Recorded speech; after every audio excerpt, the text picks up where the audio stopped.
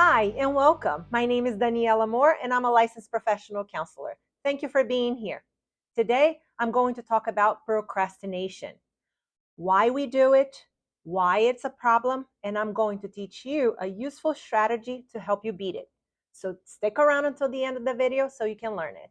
Please consider subscribing to my channel, and if you like this video, make sure to hit the like button and remember to share it with others. Procrastination is the act of delaying or postponing tasks until a last minute or past their deadline. We all put off things sometimes, despite the negative consequences we might experience. In most cases, procrastination is not a sign of a serious problem, but habitually avoiding difficult or unpleasant tasks can certainly become a problem in your life. Being in procrastination mode is oftentimes more painful than doing the work. The guilt, shame, and anxiety that you feel while procrastinating is usually worse than the actual effort and energy you have to put in while doing the work. The problem, a lot of the times, is not doing the work, but it's starting the work. We might know that procrastination is not good. It creates problems in our lives and it doesn't make us feel good. We don't even like it. So, why do we do it? Here are some of the main factors that contribute to procrastination. A person's mindset. One of the biggest pieces of procrastination is the belief that we have to feel motivated to tackle a task or complete a project or a goal. The truth is, motivation and discipline are two different things. Discipline is doing what you need and set for yourself to do, even when you don't want to do it. And that, my friends, is far more important than motivation will ever be in determining whether or not you achieve your goals and priorities.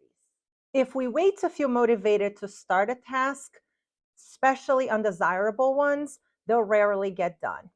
Motivation often comes after we start a task, not before. We lack initiative because we lack discipline. Rumination is another style of thinking that keeps you stuck and procrastinating. This is fixating on negative self talk or thoughts. There are several thinking styles that are keeping you from living your full potential.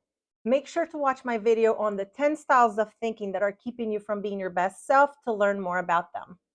Poor time management skills are also another cause of procrastination. This involves overestimating how much time you have to complete tasks or underestimating how long a task will take to be completed. Then we have instant gratification. Knowing that a task or goal will require great effort and results will be experienced in the future and not immediately also contributes to procrastination. The brain values immediate rewards more than future rewards. Sleeping in, staying in bed and watch TV, or scrolling through social media, for example, are more appealing than the long-term reward of going to the gym, creating and uploading a video on YouTube, or writing an article, which will take much longer to accomplish. Other factors that contribute to procrastination are not knowing what needs to be done or not knowing how to do something. Having to figure out what to do or having to acquire skills or resources to do something adds more steps and effort to a task. Not caring whether or not something gets done or not caring when it gets done. If it's not relevant to you, it will make it very difficult for you to commit to it. Forgetting about a task or a goal. Blaming sickness, poor health, others, a difficult experience in the past or in the present can also lead to procrastination. Waiting for the right time, needing time to think about a task, overthinking will get you stuck, delaying one task in favor of another, fear of failing, fear of judgment, and lack of commitment will get in the way of you accomplishing your priorities. People who have perfectionism tendencies struggle with procrastination because the idea of not doing well on something is more distressing than the idea of not starting the task altogether. How do you relate to these causes of procrastination? Let me know in the comments below. Procrastination itself is not a mental disorder, but it is a common symptom in diagnoses such as depression, ADHD, and OCD. Procrastination may relieve pressure in the moment, but it can have a negative impact on you emotionally, physically, psychologically, socially, professionally, and financially. It can lead to lower academic grades, low quality work performance, appetite and sleep disturbance, weaker immune systems and gastrointestinal problems, and negative consequences of unpaid bills and tax returns.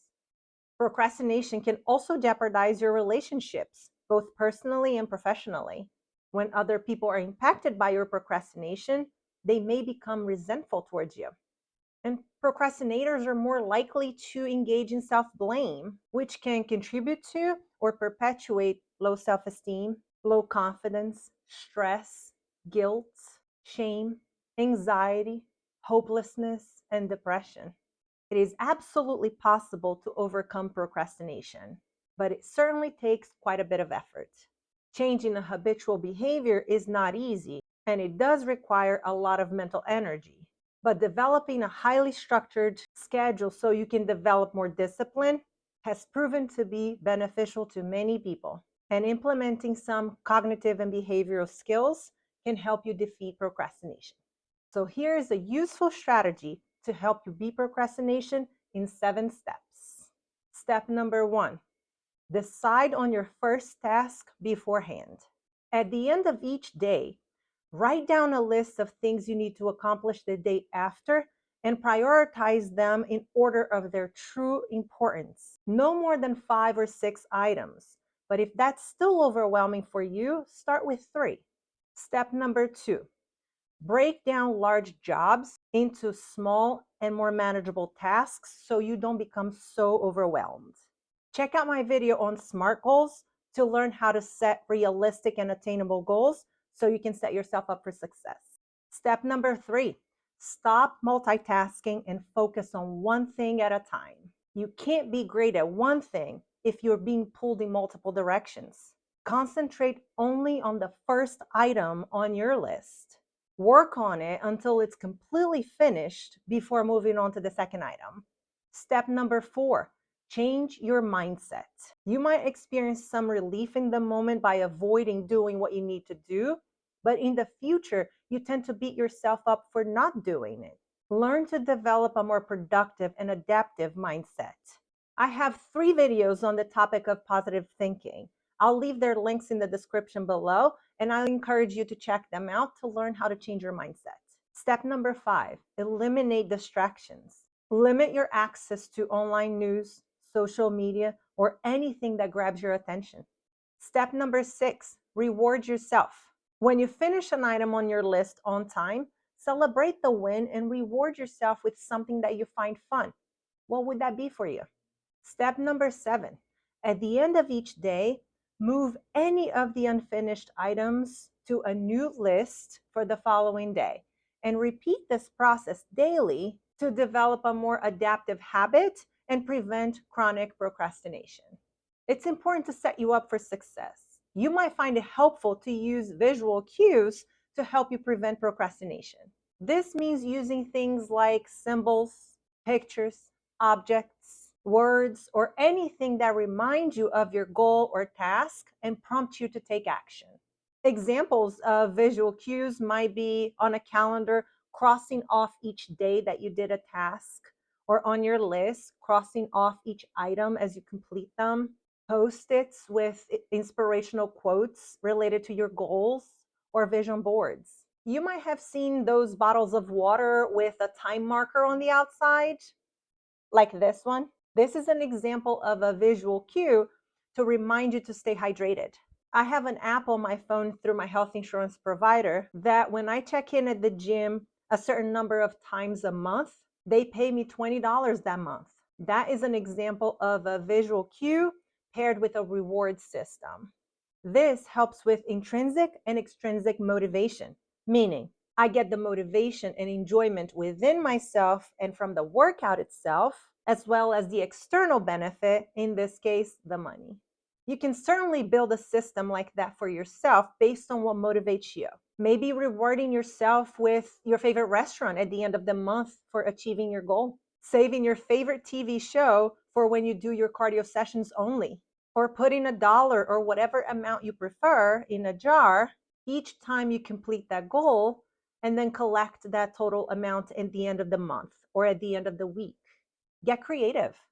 As you have a few weeks under your belt, you'll probably feel more motivated to continue to take steps in the right direction. You pick up momentum, and with time, it becomes more of a habit and requires less effort to succeed in those tasks. Visual cues can be helpful in measuring our progress, and as a result, we might find our motivation increase. As a matter of fact, seeing your progress is a great way to gain motivation to continue to take steps moving forward. Discipline comes before motivation, remember? Let me know what you think in the comments. I hope you found this video helpful. If so, you know what to do. Smash that like button and share with friends and family. And please remember to subscribe to my channel to help it grow. As usual, I'm going to leave you with a quote. Now is the time to get serious about living your ideals. How long can you afford to put off who you really want to be? Your nobler self cannot wait any longer. Put your principles into practice now. Stop the excuses and the procrastination. From this instant on, vow to stop disappointing yourself. Separate yourself from the mob. Decide to be extraordinary and do what you need to do now. Thank you for watching. I'll see you next time.